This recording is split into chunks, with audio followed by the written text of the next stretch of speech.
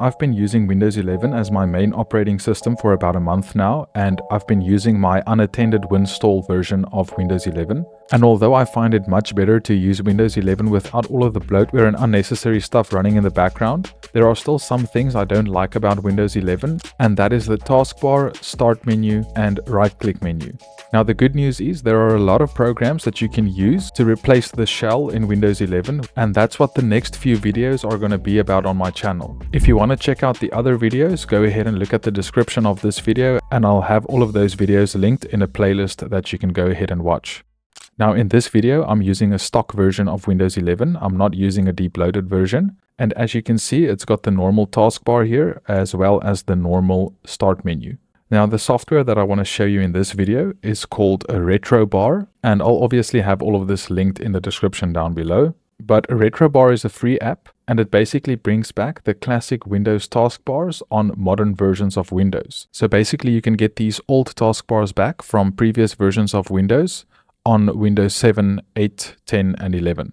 So let's go ahead and download this. So I'm just going to go to the Releases tab here, and then we're going to scroll down, and then we're going to download the 64-bit version of RetroBar. But you also have a 32-bit and an ARM64 version. I've obviously got a 64-bit version, so I just downloaded that. Now RetroBar doesn't get installed on your computer. It's actually just an executable that runs. So what I'm going to do here is I'm just going to open another File Explorer tab and then navigate to the C drive because I want to save it somewhere where I'm not going to accidentally delete it. So I'm just going to go ahead and right click and drag this over to the C drive and then choose the extract option. And then you'll see it's going to be extracted to a folder on the C drive. So I'm just going to extract it right there. And then it's going to open the RetroBar folder on the C drive. So all you need to do now is just double click on this RetroBar application here, and then it should launch it. Because this is a fresh version of Windows 11, I don't have .NET installed. So I'm just going to go ahead and click yes to install that quickly. So .NET's finished installing. I'm just going to run this RetroBar application again. You can see that it's launching and that my taskbar has just changed to one of the old classic taskbars here. So I'm just going to minimize all of these windows so we can have a look at these settings. So obviously the taskbar has changed now, but if I go ahead and click on start, you're going to see it's still the Windows 11 start menu. So RetroBar does not replace the start menu. It only replaces the taskbar, but we're going to have a look at the start menu later on. If you want to use the Windows 11 start menu with RetroBar, I recommend going to settings. And then in the personalization settings here, you can just go to taskbar section, and then you can go to taskbar behaviors and just change the taskbar alignment to the left. So if you click on start now, it's going to open the Windows 11 start menu here on the left of the screen. But like I said, we'll have a look at replacing the start menu later on in this video. For now, let's look at what we can actually do with RetroBar. So if I go ahead and right click on an empty space here on the taskbar, I have a few options. I can launch the task manager. I can lock the taskbar, I can go to the RetroBar properties, or I can exit RetroBar, which will take me back to the Windows 11 taskbar. Now, the first thing I want to show you here is that the taskbar isn't locked. So what that means is I can just click anywhere on an empty space here on the taskbar and then drag it to any corner of the screen, and it's going to move the taskbar to that spot on the screen, just like in previous versions of Windows. Now, if you didn't know, you can't do this with the Windows 11 normal taskbar. You have to use some sort of third-party app to do this, and RetroBar is one of those applications that allows you to do this. So for now, I'm just going to lock the taskbar so it doesn't move. So let's go ahead and look at the other properties of RetroBar. If we just take a look at these real quick, you can see you can change the language. I'm just going to leave that on system. Here you can choose the theme, and by default it's set to Windows 95. But if we were to go and use Windows Vista Aero, you can see now we have the Windows Vista taskbar, but still with the Windows 11 start menu. So basically there are a lot of themes here that you can use. If we wanted to go to the Windows XP Blue theme, there we have the Windows XP taskbar on Windows 11. Here you also have the option of choosing where you want the taskbar to be aligned. So if I select the top here, it would be aligned to the top. For this video, I'm just going to leave it on the bottom. Then you have the option to allow font smoothing, and up here you can see that it just makes the font look a little bit better. I'm just going to leave that enabled for now. Here you can also lock or unlock the taskbar. You can auto hide the taskbar if you want to have it hidden. Then you've got the quick launch here. Now the quick launch are these icons here next to the start button. And obviously if you've used older versions of Windows, you know exactly what this is. But it basically allows you to pin apps to the taskbar here, but it's different compared to Windows 10 and 11. Because in Windows 10 and 11, if you pinned a item to the taskbar and it was open, like the File Explorer for example, it would just open on the shortcut that you have pinned on the taskbar already. So if you want to add items to this quick launch menu here, you can't just right click on these items here and then add it to the quick launch menu. You don't have an option for that. But what you can do is you can navigate to your RetroBar folder where you have RetroBar saved. Then you can go ahead and you can create a new folder here and you can call it anything. I'm just going to call mine Quick Assist. And then inside of that folder, you can go ahead and drag and drop shortcuts into this folder here. So let's say that I wanted to pin the calculator, for example. I'm just going to go ahead and find the calculator on the list of apps, and I'm just going to drag it over to the folder here.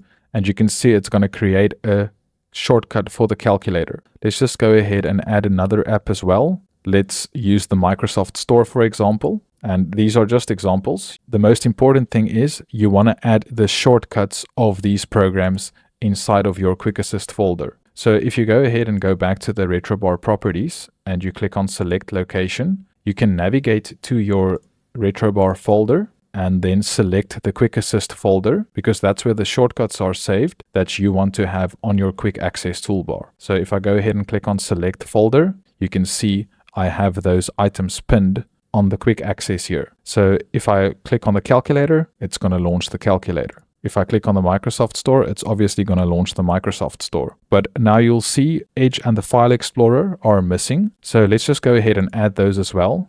I'm just going to find the Microsoft Edge on this list here and then drag that over so I can create that link. And as you can see, it's updated in real time. It's already added Microsoft Edge there. And then for File Explorer, we can also just find that in the list of items and then drag it over. So I've got the File Explorer there, but I've got some sort of weird shortcut there, which is a desktop link. And I'm just going to right click on that and then delete it. I'm guessing that's just some sort of hidden desktop file that we couldn't see in the side of the folder here, but that got added to the quick access list. So basically that's how you can add items to the quick access menu here. And if we have a look at the other settings in the RetroBar properties, you can also show window previews, the thumbnails. So you'll see if I hover over these items here, it doesn't actually show me what's inside of it. So if I were to click on this option here and then hover my mouse over this, you can see it displays a preview of what's open in that window right there.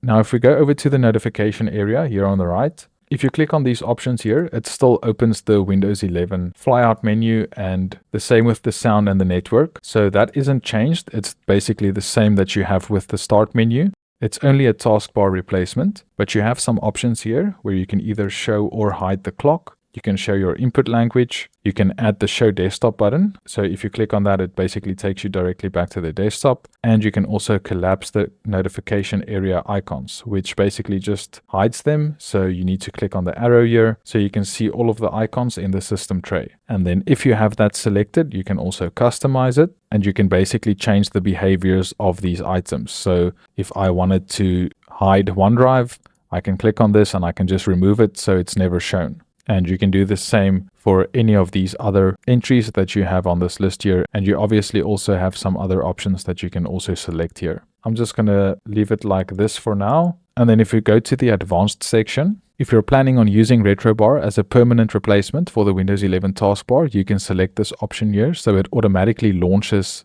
when you log onto your computer. You have the option to use software rendering here, which is disabled by default. So I'm just going to leave that disabled. You can also enable debug logging, which I'm also going to leave disabled because it's disabled by default. But if you want more info regarding these settings, I recommend just having a look at the GitHub page and then reading through all of the documentation that they have here. RetroBar can also check for updates automatically, so I'll leave that selected. Now you also have the option here to choose what the middle click action does, where it can either open a new instance, close the task, or do nothing. So if you were to use the middle mouse button and click on one of these options here, as you can see, it's opened a new window of the File Explorer because it's set to open a new instance, which is the default, I think, in all versions of Windows. But you can also close the task. So if I middle mouse click on this download button here, then it closes that window. You can also set this to do nothing if you want, but I'm going to leave it on close the task. Now you can invert the system icons, and by default it's set to when needed by theme, and I think you should just leave this setting selected as it is the default. But basically what this means is if we click on customize and I deselect this checkbox, you can see that the icon turned white, and if I select it again, the icon turned black again.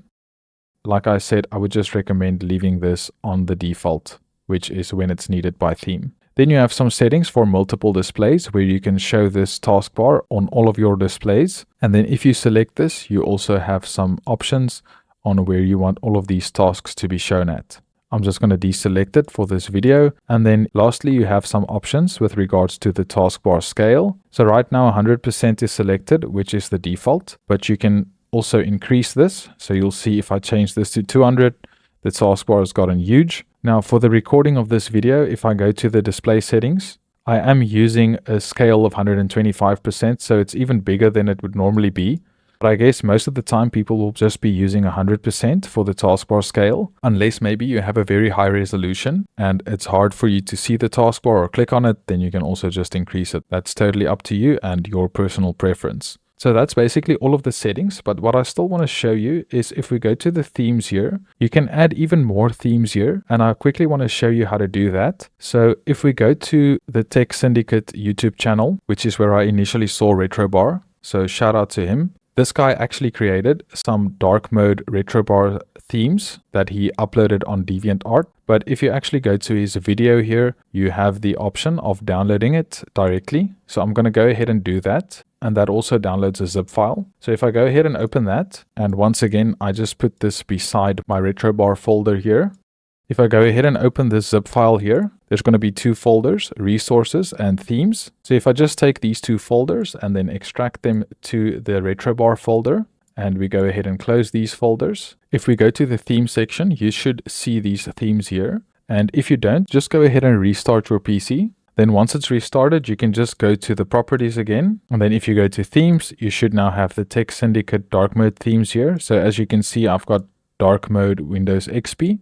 So if we select that, we've got a dark mode Windows XP taskbar right here. And then he also created even darker versions, which is called the Midnight version. And it's got a shade of purple as well. So you can also use that if you're planning on using RetroBar. I just thought I'd mention that as well. But like you saw at the start of the video, the Windows 95 and 98 theme was the one that was selected by default. So I'm just going to leave that selected for now.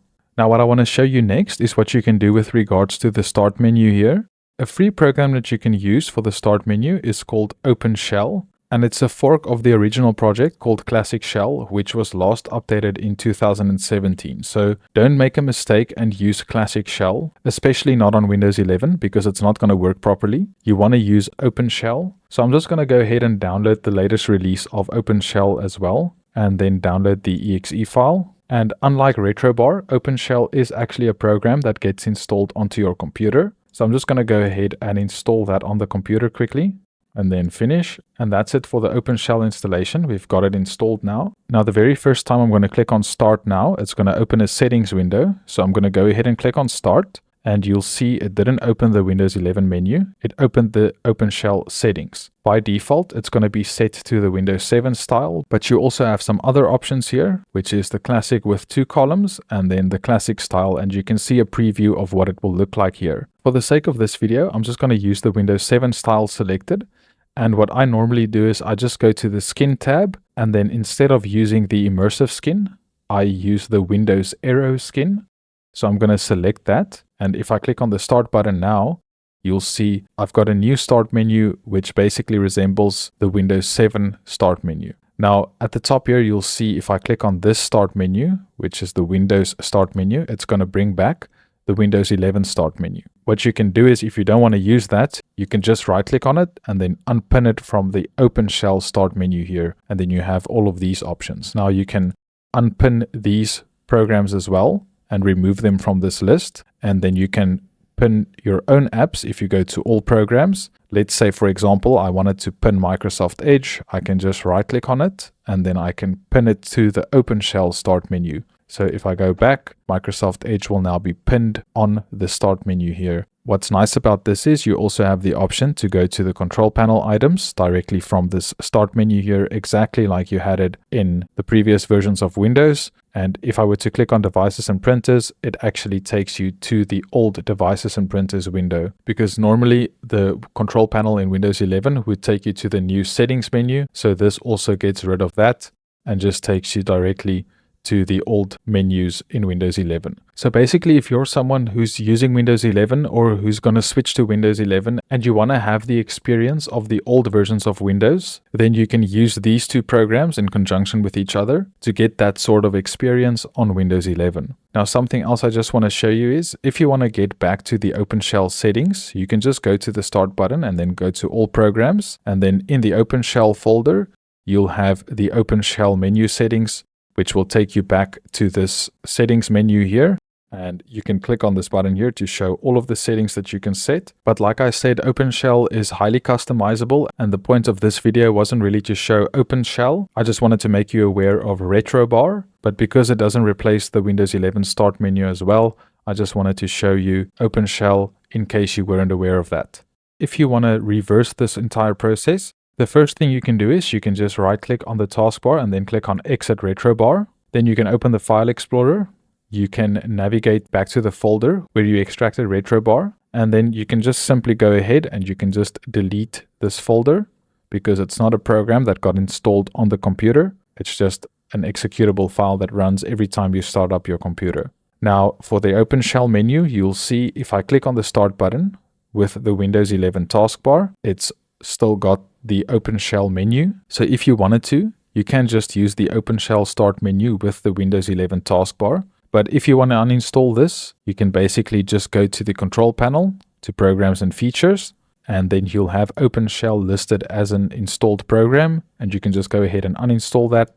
To completely remove OpenShell, you do need to reboot your computer. I'm just not going to do that for this video now. I'm just going to click on cancel. But obviously you would want to reboot your computer. But you'll see if you did that, you'll have Windows 11 back to its default state with the Windows 11 taskbar as well as the Windows 11 start menu. Now, like I also said at the start of this video, it is part of a series of videos where I'm going to show you different programs that you can use to replace the shell in Windows 11. So be sure to check the description of this video for the playlist of those other videos. But if you got any value out of this video, please give it a like. And if you want to support this channel, consider joining my YouTube members section, where you can also get early access to all of my new videos. But with that being said, thanks so much for watching, and I'll talk to you guys soon.